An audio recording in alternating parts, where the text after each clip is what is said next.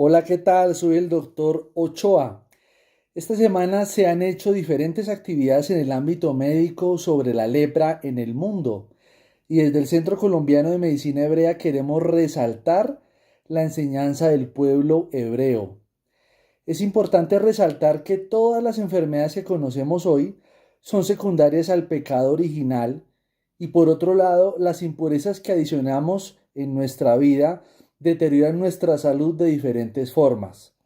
Por ejemplo, la inmoralidad sexual puede traer consigo importantes cambios biológicos si ésta no quiere verse como pecado. Dice la Biblia que la paga del pecado es muerte y todos, absolutamente todos, hemos pecado.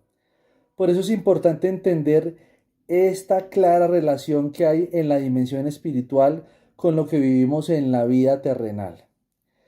La enfermedad en sí cumple diferentes propósitos que es bueno comprender durante el acto médico. Volviendo a la lepra, hoy sabemos que es una enfermedad mediada por una infección bacteriana crónica de contagiosidad baja, requiriéndose factores para configurar una susceptibilidad y expresión de la enfermedad tales como largos periodos de exposición, condiciones como desnutrición, alteraciones inmunológicas, ambientales, genéticas. En otras épocas podría haber sido más acentuada y generar un comportamiento de la enfermedad diferente al que vemos hoy en los pacientes. Se estima que el índice de ataque en estos tiempos es de 5 a 100, es decir, 100 expuestos a la enfermedad, solo 5 enferman. Este dato puede cambiar de acuerdo a factores inmunogenéticos propios de la población, por lo que es entendible que en tiempos antiguos las medidas que se tomaron en salud pública fueran de choque ante la ausencia de antibióticos y salubridad general, entre otros factores, como dicen por ahí. Es muy fácil juzgar al torero desde las graderías, pero otra cosa es estar al ruedo. Probablemente con la pandemia, de alguna manera en otras generaciones futuras habrán fuertes críticas a los manejos que se dieron, pero lo importante es seguir ese modelo de buen samaritano en el servicio. Finalmente es importante dejar el mensaje de que los síntomas habituales que deben generar una sospecha de lepra son alteraciones en la pigmentación de la piel asociadas a alteraciones en la sensibilidad de algún segmento corporal, congestión nasal persistente por meses, y esto porque el mayor contagio de esta enfermedad no es piel a piel, sino respiratorio. También las lesiones del tabique nasal, cambios de voz por nódulos, pueden también llevar a sospecharla. Desde que se conoce la enfermedad, se ha tratado de combatir y evitarla sin lograrlo a pesar de los avances médicos. Al día de hoy, aunque tiene cura, sigue afectando millones de personas. Actualmente se desconoce el mecanismo de transmisión preciso. Aún hay temas inmunogenéticos desconocidos. Realmente vemos ahora pocos casos, pero sin duda es un desafío ver cómo una bacteria de este talante ha trascendido a nuestros tiempos de generación en generación.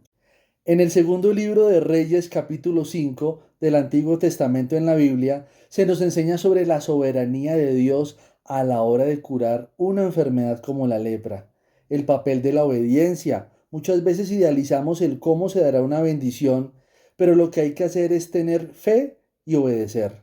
La lepra, al afectar la piel y los nervios, puede deformar sin dolor.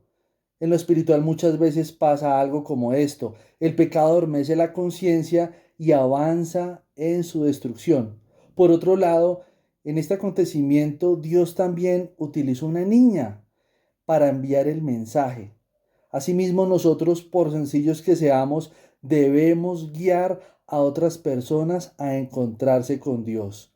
Desde el Centro Colombiano de Medicina Hebrea, un abrazo. Chao, chao. El rey de Aram sentía una gran admiración por Naamán, el comandante del ejército, porque el Señor le había dado importantes victorias a Aram por medio de él. Pero a pesar de ser un poderoso guerrero, Naamán padecía de lepra.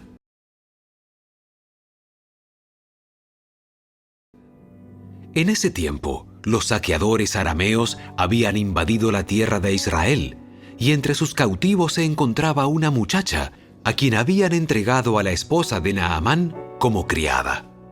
Cierto día, la muchacha le dijo a su señora: Si mi amo tan solo fuera a ver al profeta de Samaria, él lo sanaría de su lepra. Entonces Naamán le contó al rey lo que había dicho la joven israelita. Ve a visitar al profeta. Te daré una carta de presentación para que se la lleves al rey de Israel. Entonces Naamán emprendió viaje y llevaba de regalo 340 kilos de plata, 68 kilos de oro y 10 mudas de ropa. La carta para el rey de Israel decía: mediante esta carta presento a mi siervo Naamán. Quiero que lo sanes de su lepra. Cuando el rey de Israel leyó la carta, horrorizado, rasgó sus vestiduras y dijo: Este hombre me manda a un leproso para que lo sane. ¿Acaso soy Dios para dar vida y quitarla? Creo que solo busca pelear conmigo. Sin embargo, cuando Eliseo, hombre de Dios, supo que el rey de Israel había rasgado sus vestiduras en señal de aflicción, le envió este mensaje: ¿Por qué estás tan disgustado? Envíame a Naamán. Así él sabrá que hay un verdadero profeta en Israel. Entonces Naamán fue con sus caballos y carros de guerra y esperó frente a la puerta de la casa de Eliseo. Pero Eliseo le mandó a decir mediante un mensajero: Ve y lávate 7 veces en el río Jordán. Entonces tu piel quedará restaurada y te sanarás de la lepra. Naamán se enojó mucho y se fue muy ofendido. Yo creí que el profeta iba a salir a recibirme. Esperaba que él moviera su mano sobre la lepra e invocara el nombre del Señor su Dios y me sanara. ¿Acaso los ríos de Damasco, el Habaná y el Farfar no son mejores que cualquier río de Israel? ¿Por qué no puedo lavarme en uno de ellos y sanarme? Sus oficiales trataron de hacerle entrar en razón y le dijeron: Señor, si el profeta le hubiera pedido que hiciera algo muy difícil, ¿usted no lo habría hecho? Así que en verdad debería obedecerlo cuando sencillamente le dice: ve, lávate y te curarás. Entonces Naamán bajó al río Jordán y se sumergió 7 veces, tal como el hombre de Dios le había indicado.